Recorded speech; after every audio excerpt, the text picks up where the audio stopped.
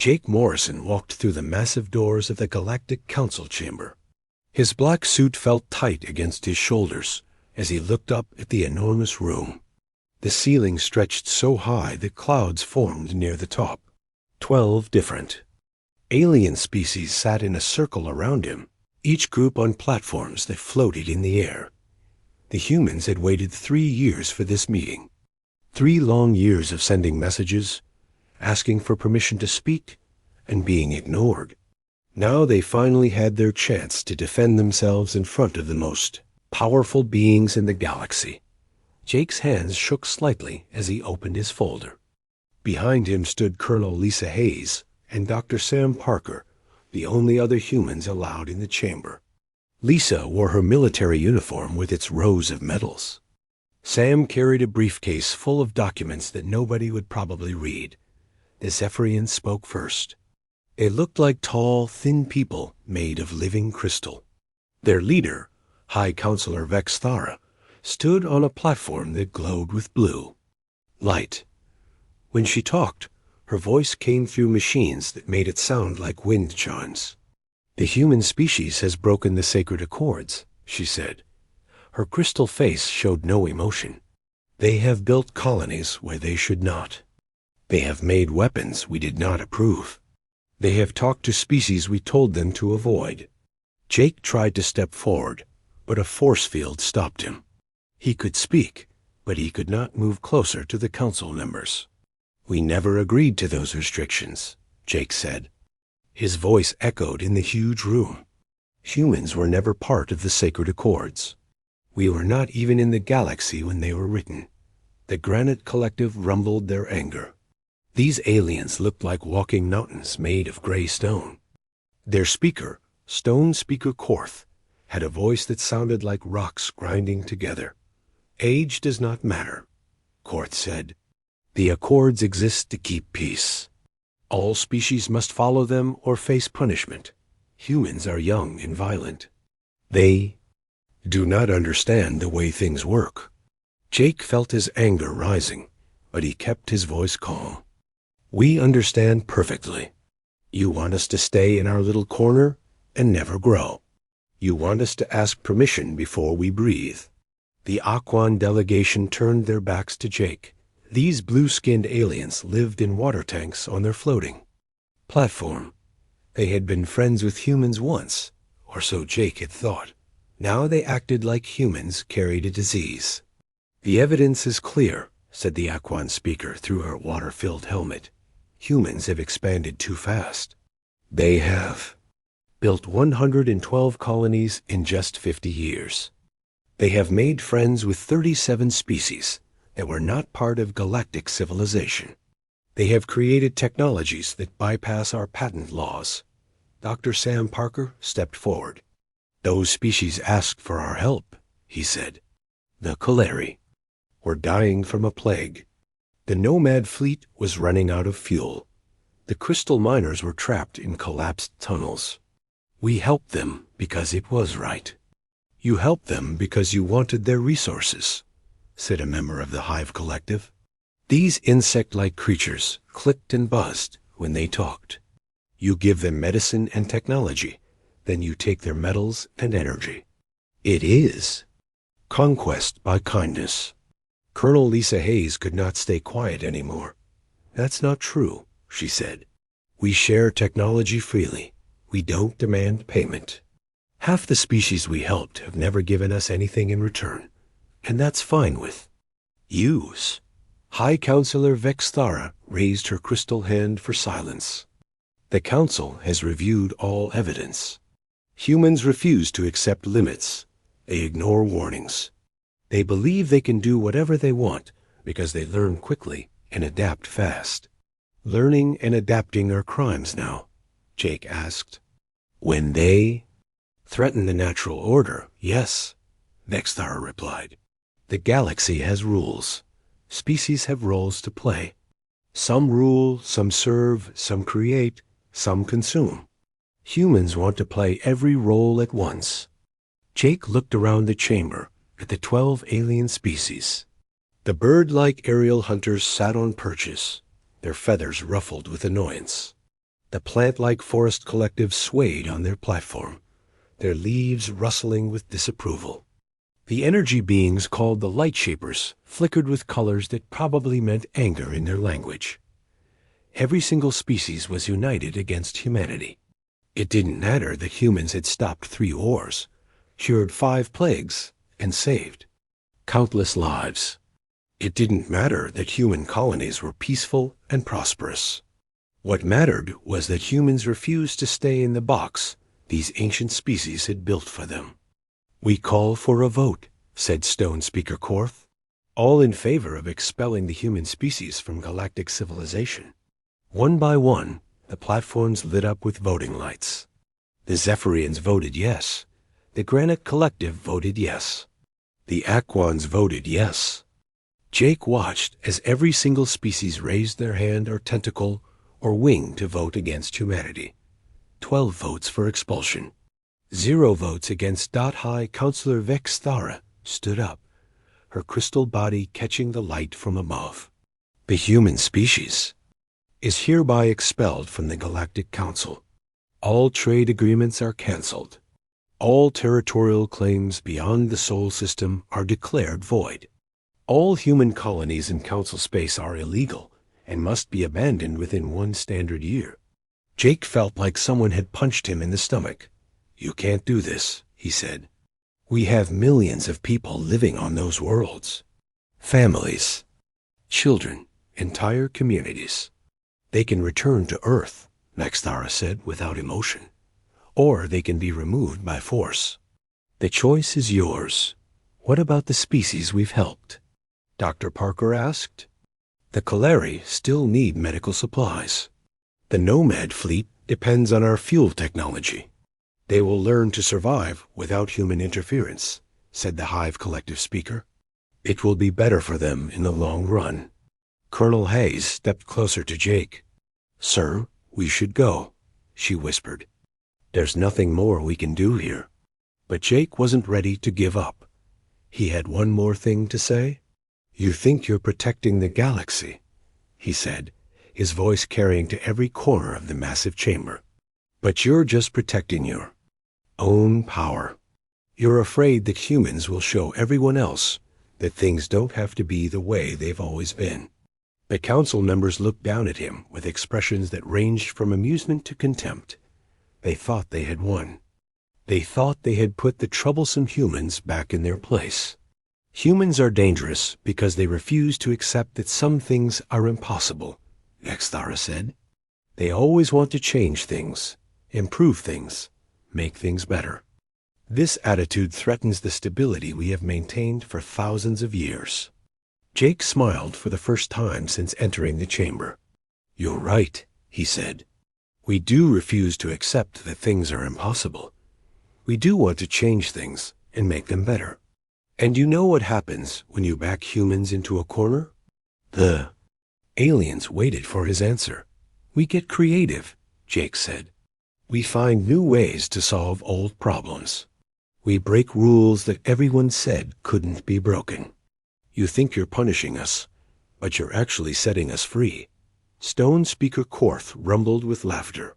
"Free to do what?" "Hide in your single solar system while the rest of the galaxy ignores you?" "Free to prove that your way isn't the only way," Jake replied. "Free to show everyone else what's possible when you stop listening to people who say it can't be done." And massive doors began to close behind them. Jake, Lisa, and Sam walked toward the exit as the council members talked among themselves in their various alien languages. They seemed pleased with their decision. As they reached the doors, Jake turned back one more time. "You'll regret this," he called out. "Not because we'll seek revenge, but because you'll realize too late that you threw away your best chance for a better galaxy." The doors closed with a sound like thunder. The 3 humans stood alone in the hallway outside, surrounded by alien guards who watched them with suspicious eyes. "What do we do now?" Lisa asked. Jake straightened his tie and picked up his briefcase. "Now we go home and show them what humans do when we're not bound by their rules." Captain Alex Turner stood on the bridge of his ship, watching the last transport vessel lift off from New Terra. The planet below had been beautiful once, with green forests and blue oceans that reminded everyone of Earth. 3 million people had called it home for 20 years.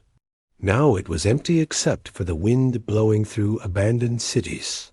"All civilians are clear, Captain," said Commander Nina Ross from her position at the communication station. "The industrial facilities have been stripped clean. Everything valuable has been loaded onto the cargo ships." Alex nodded, but didn't feel good about it. New Terra was the 17th human colony they had evacuated in the past month. The Zephyrian fleet was coming, and they would bomb anything humans had built. It was better to run than to watch families die. "Execute Emergency Protocol 7, Alex ordered. "Set the charges." Protocol 7 was something no human had wanted to create. It meant destroying everything they had built so the aliens couldn't use it. Factories, schools, hospitals, homes where children had grown up and families had lived happy lives. All of it would be gone in a few minutes. The explosions lit up the night side of New Terra like a string of tiny suns. Alex watched his ship's sensors as the readings went dark one by one. Another human world was gone, not destroyed by enemy weapons, but by human hands to keep it from falling into alien control. "Jump to hyperspace," Alex said. "Take us home." The stars stretched into lines as the UECC dived to space. They were heading back to Earth, carrying refugees and bad news. The alien species that had thrown humanity out of the Galactic Council were not content to simply ignore them. They wanted humans gone completely. On Earth, President Katie Brooks stood in the war room beneath the rebuilt Geneva complex. The room was full of screens showing the positions of human ships and colonies across the galaxy. Red warnings flashed as another colony reported alien ships approaching. The circle of human-controlled space was getting smaller every day. "General." Rick Stone walked to the center of the room and activated the main display. The holographic galaxy appeared above their heads, with tiny lights showing human settlements. Most of the lights were yellow or red now, meaning they were under threat or already abandoned. "Ladies and gentlemen," President Brooks said to the assembled leaders, "we are facing the end of human expansion into space. The Council species have made their intentions clear. They want us trapped in the Sol system, reduced to a single world that poses no threat to their power." General Stone pointed to different areas of the galaxy. "The Zephyrians are leading the effort to remove us from the outer rim. The Granite Collective is blocking our trade routes. The Aquans are hunting our exploration ships.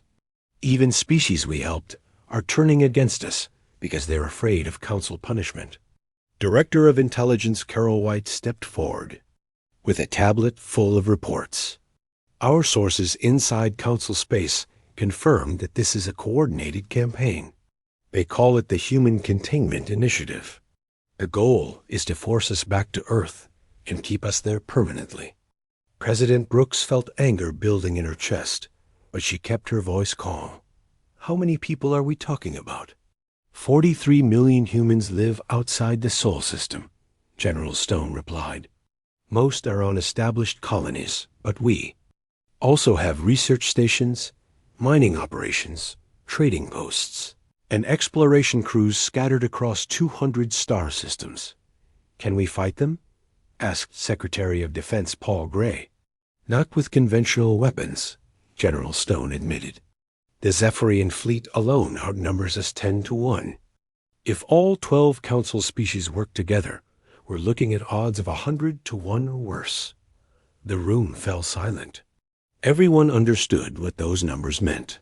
Humanity had built faster ships and better weapons than many species, but they couldn't overcome that kind of numerical disadvantage in a direct fight.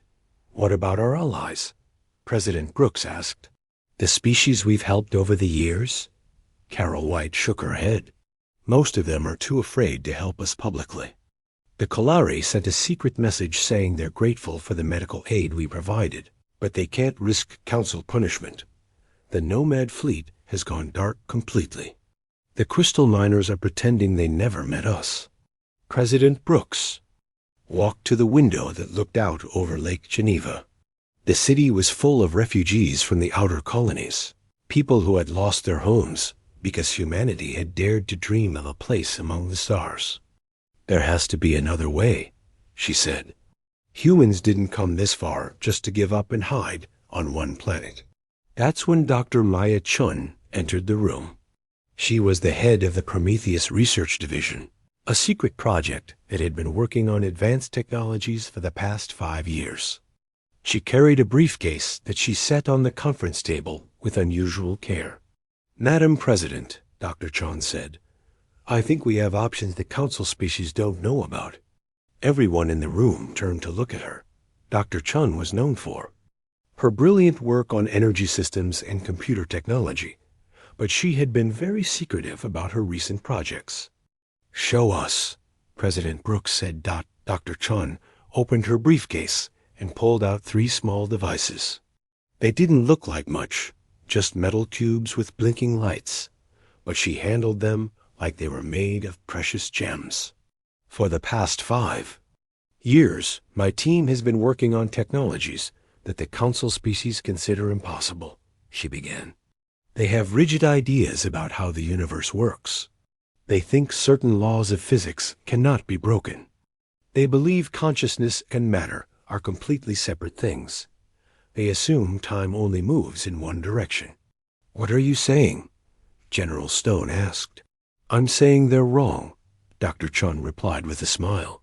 The universe is much more flexible than they realize. These devices represent 3 breakthrough technologies that could change everything. She picked up the first cube. This is a quantum consciousness interface. It allows a person's mind to exist in multiple locations at once. A ship's captain could literally be in several places at the same time, making decisions based on information from across the galaxy. The second cube glowed with a soft blue light. This is a reality anchor. It creates a field where human-defined physics take precedence over standard galactic laws. Inside this field, our ships could move faster than light without using hyperspace. Our weapons could ignore shields by convincing them not to exist. The third cube seemed to flicker in and out of existence. And this is a temporal paradox engine. It doesn't just affect the present or the future. It can retroactively change the past in small ways, creating probability loops that favor human outcomes. The room was completely silent. Everyone stared at the 3 cubes as if they were looking at magic. Are you telling us, President Brooks said slowly, that we can break the laws of physics?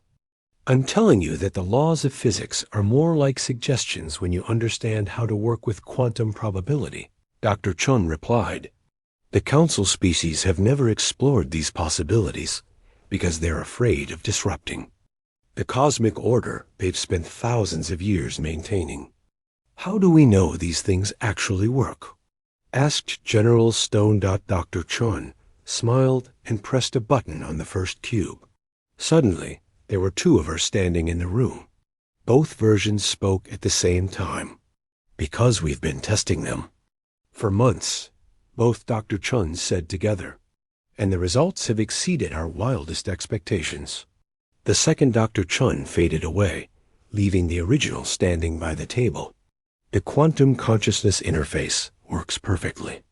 The reality anchor can create zones where human technology is superior to anything the aliens have. And the temporal paradox engine can make it so that favorable outcomes become inevitable. President Brooks felt hope returning for the first time. In months, what would we need to implement these technologies? Time, Dr. Chun said, and the freedom to work without interference from council forces.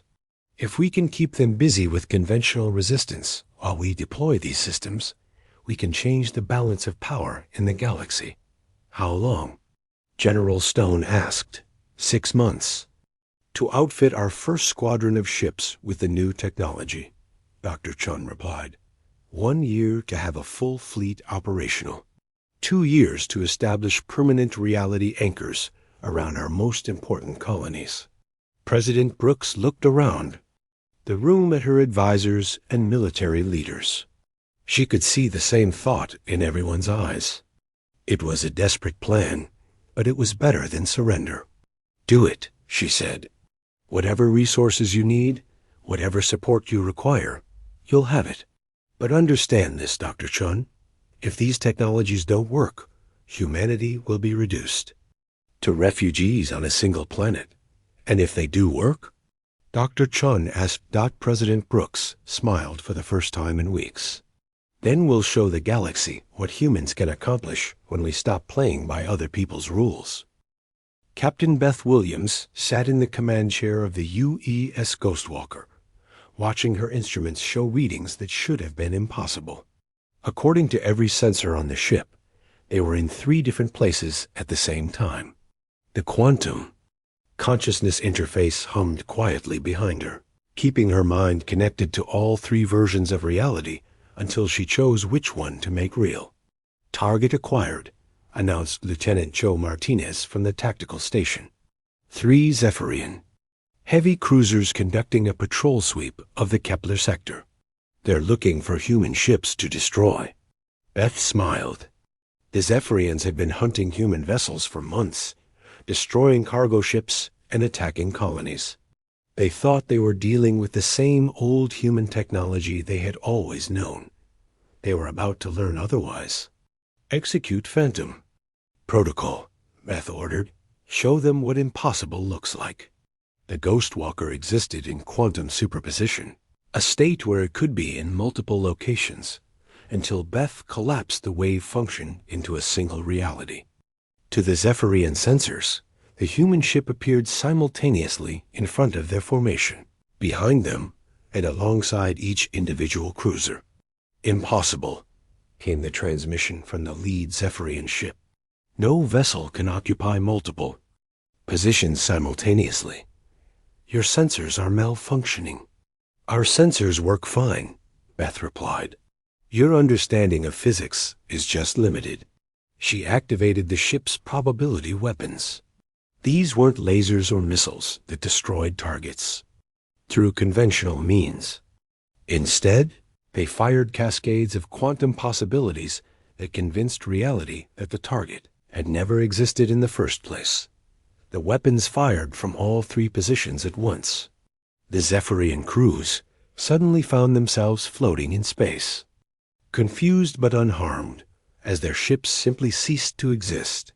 The massive cruisers hadn't been destroyed or exploded. They had been convinced to never have been built. "Zephyrian crews, this is Captain Williams." Beth broadcast on emergency frequencies.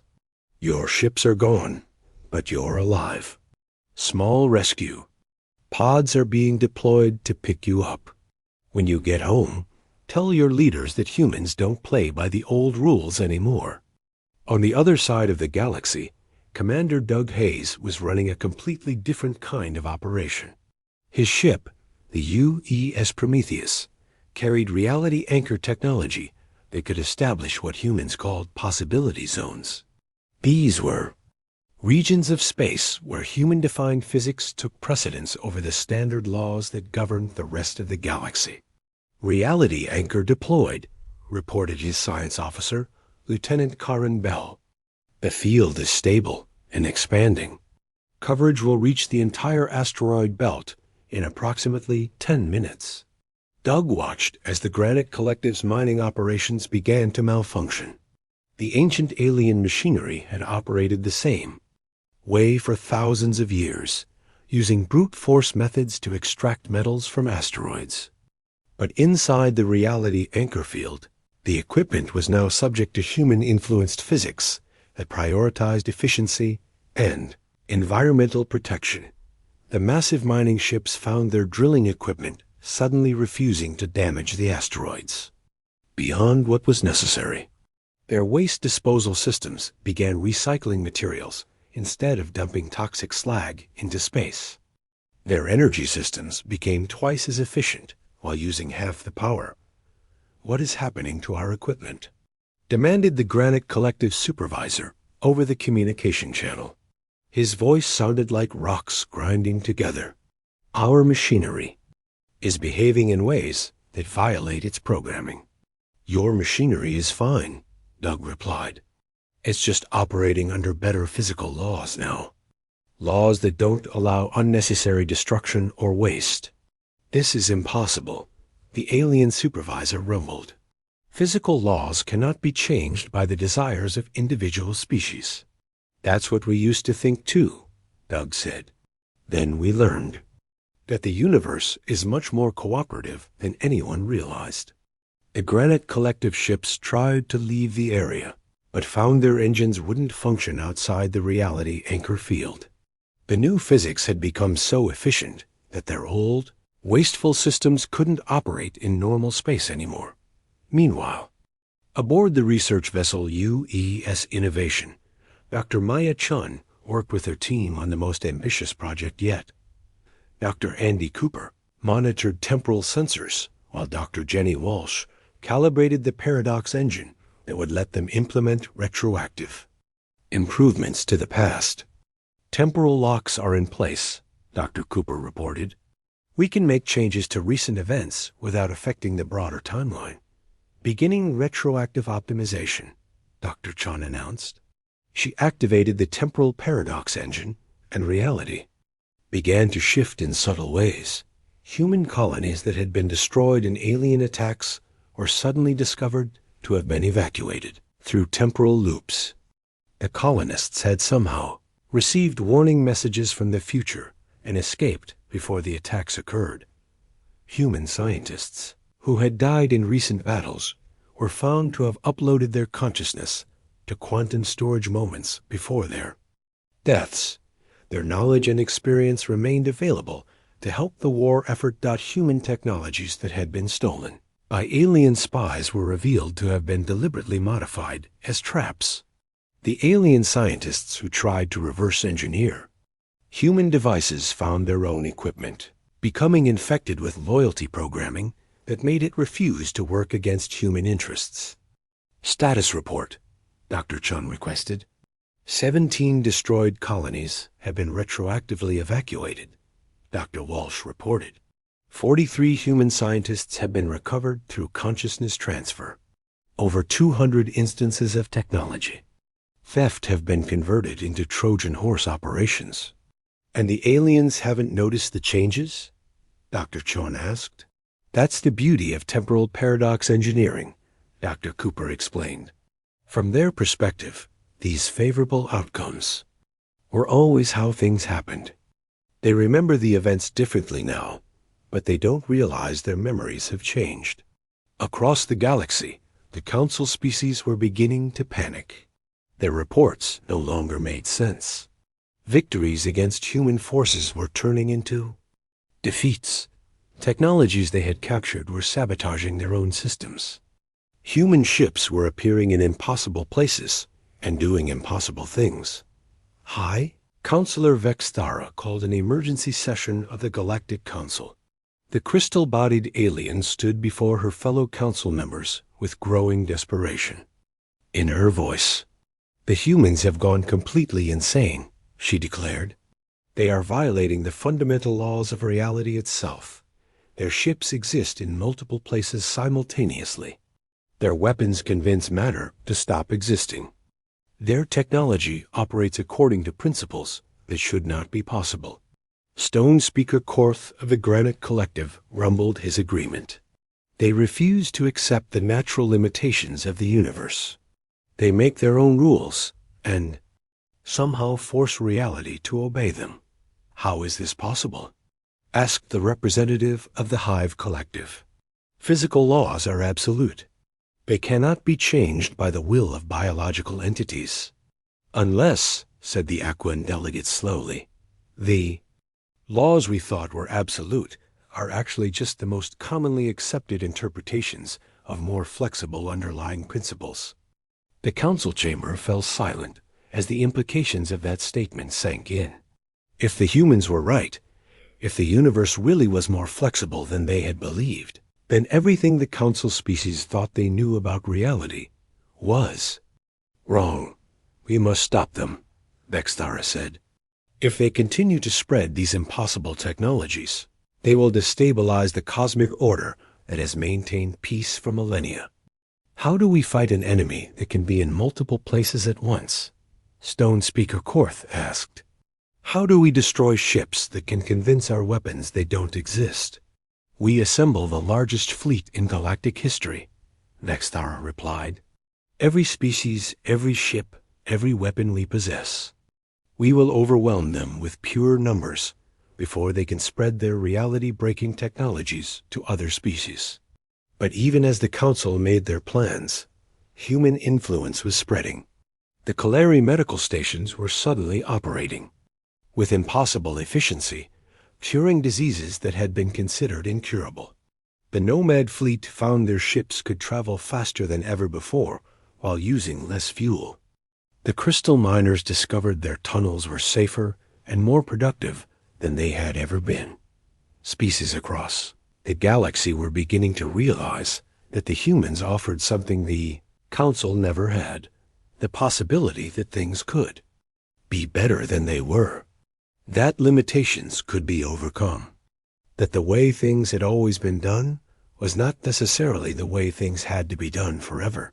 Back on Earth, President Katie Brooks received reports from across human space. Every mission was succeeding beyond expectations. Every new technology was working better than predicted.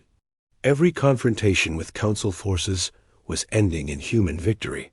The quantum consciousness networks are operational, reported General Stone. Our ship captains can coordinate actions across multiple star systems in real time. The reality anchor generators are being deployed to protect our most important colonies, added Dr. Chun. Within these fields, human technology has decisive advantages over alien systems, and the temporal paradox engines are ensuring that favorable outcomes become inevitable, concluded Carol White. We're not just winning battles, we're retroactively improving our chances of having won them in the first place. Admiral Zeekther stood on the bridge of his flagship, the Eternal Dominion, and watched the largest military fleet in galactic history prepare for battle. The massive ship was larger than most human cities, filled with weapons that could crack planets and shields that had never been broken. Around him stretched an armada of over 300,000 vessels from all 12 Council species. The Zephyrian admiral had been chosen to lead this force because he had never lost a battle in 500 years of military service. His crystalline face showed no emotion as he reviewed the attack plan one final time. The target was the Centauri cluster, where human intelligence suggested the rebels were building their impossible ships. All fleet commanders report ready, announced his communications. Officer, the Granite Collective's battle spheres are in position. The Aquan Deep Strike squadrons have completed their approach. The Hive Collective's swarm fighters are deployed in attack formation. Zeekther nodded. This was the largest military operation in recorded galactic history. Every Council species had contributed their most powerful ships and weapons. The plan was simple: complete destruction of human military capability, followed by the forced evacuation of all human colonies back to Earth. Begin the final jump to Centauri space, Zeekther ordered. Today, we end the human threat to galactic stability once and for all. A massive fleet entered hyperspace as one unit, creating a distortion in space-time that could be detected from several star systems away. When they emerged at the edge of the Centauri system, they expected to find heavily defended shipyards and desperate human defenders. Instead, they found Admiral Pete Jackson waiting for them with a single ship, the USS Paradox, hung in space like a challenge to everything the aliens thought they knew about reality. The ship existed in a state of controlled temporal flux, showing its past, present, and future configurations simultaneously. To the Council fleet's sensors, it appeared to be a small frigate, a massive battleship, and a swarm of fighters all At the same time, "This is Admiral Pete Jackson of the Human Defense Force," came the transmission from the impossible vessel. "You are trespassing in human space. Turn around and leave now, or discover what happens when you attack a civilization that doesn't believe in limitations." Admiral Zeke Thur felt confusion for the first time in centuries. His sensors were showing readings that made no sense. The single human ship registered as having negative mass, infinite energy output, and a crew of both 0 and several thousand people. "One ship against 300,000, Ziegther said to his bridge crew. "The humans have truly lost their minds." He opened a communication channel to the human vessel. "Admiral Jackson, you face the combined might of the Galactic Council. Surrender now, and your death will be quick." "Admiral Ziegther," Pete Jackson replied, "you're about to learn why humans are dangerous. We don't just refuse to accept defeat. We refuse to accept that defeat is even possible." Ziegther had heard. Enough. He gave the order for a full fleet bombardment. 300,000 ships fired simultaneously, releasing enough energy to destroy a small moon. The space around the human ship filled with weapons fire that should have vaporized anything within. 1,000 kilometers. The paradox simply wasn't there when the weapons arrived. "Impossible," Ziegther said, watching his tactical display. "No ship can move that fast." "We didn't move through space," came Jackson's voice over the communication system. "We moved through time instead. Your weapons fired at where we were, but we were already in your past before you decided to attack." The human ship's weapons began firing back, but these weren't conventional energy beams or missiles. They were probability cannons that fired. Alternate histories directly at the Council fleet. Reality began to shift around the massive armada. In one timeline, the fleet had suffered critical systems failures during their hyperspace jump. In another timeline, they had never left their home systems because the political situation that led to the war had been different. In a third timeline, they were discovering that their weapons had been built with human-supplied components that included loyalty programming. Admiral Ziegther watched in horror as his perfect fleet began to dissolve into chaos. Ships found themselves in wrong positions, their navigation systems convinced they were somewhere else entirely. Weapons refused to target the human vessel, their targeting computers somehow programmed to consider humans as friendly forces. "Status report," Ziegther demanded. "Admiral, our ships are reporting impossible system behaviors," his tactical officer replied. "The Granite Collective battlespheres are convinced they're mining equipment and refuse to fire weapons. The Aquan squadrons think they're rescue vessels and are trying to save human lives. The Hive fighters believe they're pollinating flowers instead of conducting combat operations." "How is this possible?" Ziegther asked. "Admiral Jackson to Council Fleet," came the transmission from the paradox. "Your ships are now operating under human-influenced probability matrices. You have two choices: withdraw immediately or spend the rest of eternity discovering new ways to lose battles you should have won." But the chaos was only beginning. As Ziegther struggled to understand what was happening to his fleet, human reinforcements began arriving through temporal portals that opened in space around them. The U.E.'s Victory, commanded by Captain Troy Baker, emerged from a timeline where the battle had already been won. The ship's hull showed scorch marks from weapons that hadn't been fired yet, and its crew wore expressions of weary satisfaction from a victory they hadn't yet achieved. "Admiral Jackson," Captain Baker transmitted, "we're here to help clean up. In our timeline, this battle ended 3 hours ago with complete Council surrender. The U.E.'s Retribution, under Captain Ruby Foster, arrived from a future where humanity had developed even more advanced technologies. Her ship flickered in and out of existence, existing in a state of quantum uncertainty that made it impossible to target or damage. The temporal cascade is stable, Captain Foster reported. Council timeline resistance is minimal. They're accepting the new reality parameters without significant rejection.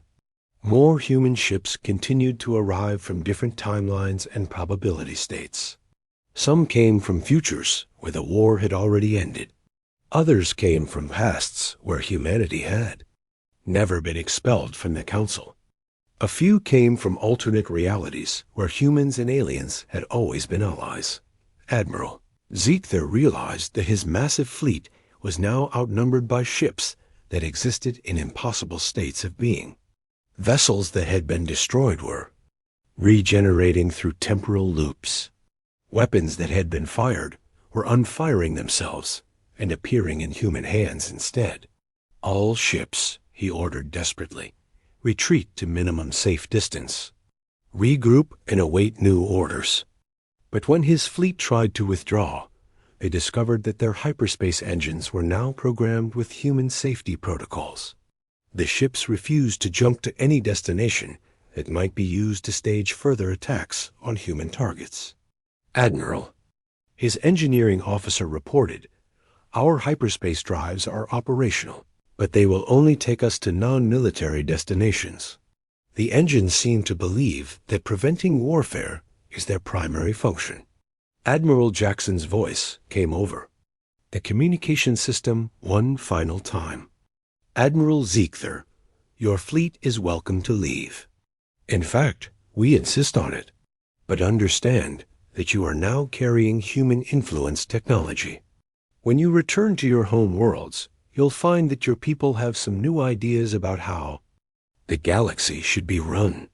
As the Council fleet reluctantly began their withdrawal, each ship carried with it quantum-level changes that would spread through their societies like seeds of transformation.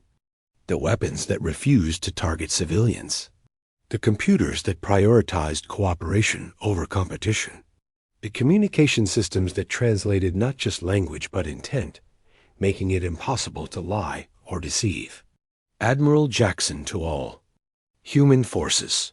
Pete broadcast as the alien fleet disappeared into hyperspace. Phase 1 is complete. The Council fleet has been neutralized and converted into carriers for our social reformation protocols. Captain Baker checked his temporal sensors. What's our next move, Admiral? We wait, Jackson replied. In approximately 6 months, every Council world will be experiencing spontaneous outbreaks of democracy, individual rights, and scientific curiosity. Their people will start asking why they need rulers who forbid progress and exploration. Captain. Foster smiled as she monitored probability cascades across the galaxy. The quantum reformation virus is already spreading. Council citizens are beginning to question why some species are considered superior to others, why exploration should be limited, why cooperation isn't better than domination. Admiral Jackson looked out at the stars where the Council fleet had vanished. They wanted to destroy us because we refused to accept their limitations. Instead, we've given them the gift of refusing to accept limitations themselves. Back on the flagship of the retreating Council fleet, Admiral Ziether sat in his command chair and tried to understand what had happened. His fleet had been defeated, without a single ship being destroyed. His weapons had been turned into tools of peace. His soldiers were asking questions about why they were fighting people who had only wanted to help others. President Katie Brooks stood before the largest gathering of sentient beings in galactic history. The new Galactic Assembly Hall stretched as far as the eye could see, its walls built using human probability architecture that allowed the space to grow larger whenever more delegates needed seats. 347 different species had sent representatives, most of whom had never been acknowledged by the old Council. The old Council chambers on Nexus Prime sat empty now, their crystal walls reflecting nothing but shadows and memories of a dying age. The 12 species that had once ruled the galaxy with iron fists found themselves sitting in a section marked Advisory Panel, honored for their experience, but no longer in control of anyone's destiny. 6 months ago, President Brooks began. Her voice carried by translation devices that didn't just convert words, but intentions. This galaxy was ruled by fear. Fear of change, fear of growth, fear of new ideas. Species were told they had fixed roles to play and fixed limits they could never exceed. In the audience, former High Counselor Vex Thara listened with her crystalline features reflecting a confusion that her species had never experienced before. The quantum reformation protocols carried by the returning Council fleet had spread through Zephyrian society like wildfire. For the first time in their history, individual Zephyrians were questioning why they needed leaders who made decisions for them without asking their opinions. Today, President Brooks continued, we offer something different. A galaxy where your potential is limited only by your imagination and your willingness to help others reach their potential too. The Aquan delegation, led by their new representative, Flow Singer Murdala, bubbled with excitement in their water-filled section. The human probability-based diplomacy had taught them that negotiations didn't have to result in winners and losers. With proper understanding of quantum possibility, every conversation could end with all parties getting what they truly needed. Captain Alex Turner, now serving as the first human ambassador to the new Galactic Assembly, worked with delegates from dozens of species to establish the new system of governance. The Kalari delegation thanked him personally for the medical technologies that had not only cured their plague, but given them longer, healthier lives than they had ever imagined possible. The old system assumed that some species were naturally superior to others. Alex explained to a group of newly arrived delegates from the Outer Rim. We've learned that every species has unique strengths. The key is creating systems that let everyone contribute what they do best. Even some of the former council species were adapting to the new reality. Crystal Voice Thane, a young representative of the Granite Collective, had embraced human concepts of flexible thinking. His people were discovering that their legendary stubbornness could be redirected from resistance to change into persistence in solving problems. The old ways taught us that stone cannot flow, Thane said during a committee meeting. Humans have shown us that even the most solid principles can dance when the music is right. Dr. Maya Chun, now serving as the first director of Galactic Innovation, stood before a display showing the spread of human-influenced technology throughout the galaxy. The quantum consciousness networks allowed instant communication across galactic distances. The reality anchor generators let species reshape their environments according to their needs, rather than simply adapting to harsh conditions. The temporal paradox engines help civilizations correct past mistakes and build better futures. We're not keeping these technologies for ourselves, Dr. Chun announced to the assembled delegates. We're sharing them with everyone, because we've learned that the universe becomes more interesting when everyone gets to participate in rewriting the rules. The Nomad fleet, which had spent centuries wandering space in search of resources, now served as the backbone of the new galactic communication network. Their ships, enhanced with human probability drives, could be anywhere in the galaxy within hours. They had gone from being desperate refugees to being the most important logistics organization in known space. The Crystal miners had transformed from a struggling operation into the galaxy's primary source of rare materials. Human reality anchors allowed them to extract resources without damaging the environments they worked in.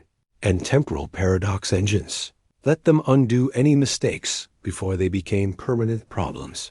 But the greatest change was in the nature of galactic civilization itself.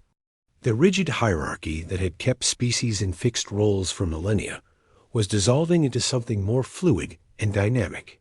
Species that had been ignored for thousands of years were suddenly contributing ideas that revolutionized entire fields of science and art. Admiral Pete Jackson, now head of the Galactic Defense Force, commanded fleets where human vessels fought alongside ships from hundreds of other species. The crews were integrated, with humans learning alien perspectives, while aliens learn human adaptability and creative problem-solving. "We're not the galaxy's police force," Jackson explained to a gathering of military commanders from across known space. "We're the galaxy's possibility force. When problems arise, we don't just solve them. We find solutions that make everyone stronger." The old council species were struggling to adapt, but even they were beginning to see the benefits of the new system. The Hive Collective had discovered that individual creativity enhanced group efficiency rather than threatening it. The aerial hunters found that cooperation led to better results than competition. The Forest Collective learned that growth was more satisfying when it helped others flourish too. Former Admiral Zeke Thur, who had led the failed attack on humanity, now served as a military advisor to the new system. The probability modifications his fleet had carried home had transformed Zephyrian society so completely that the concept of conquest through force seemed like ancient history. "I spent 500 years believing that strength came from the ability to destroy enemies," he told a gathering of young officers from various species. "Humans taught me that true strength comes from the ability to turn enemies into friends."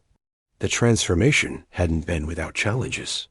Some members of the old council species resisted the changes, forming small groups that tried to maintain the traditional ways. But they found themselves increasingly isolated as their own people embraced the possibilities that human technology and philosophy offered. President Brooks concluded her address by activating a galactic-scale reality anchor that had been built through the cooperation of dozens of species. The device would ensure that the entire galaxy operated under physics that prioritized cooperation, growth, and individual potential over domination and stagnation. "The old council threw humanity out because we refused to accept their limitations," she said. "Today, we invite everyone to join us in building a galaxy where the only limitations are the ones we choose to accept." Jake Morrison, the former ambassador who had witnessed humanity's expulsion, now served as the first speaker for galactic unity.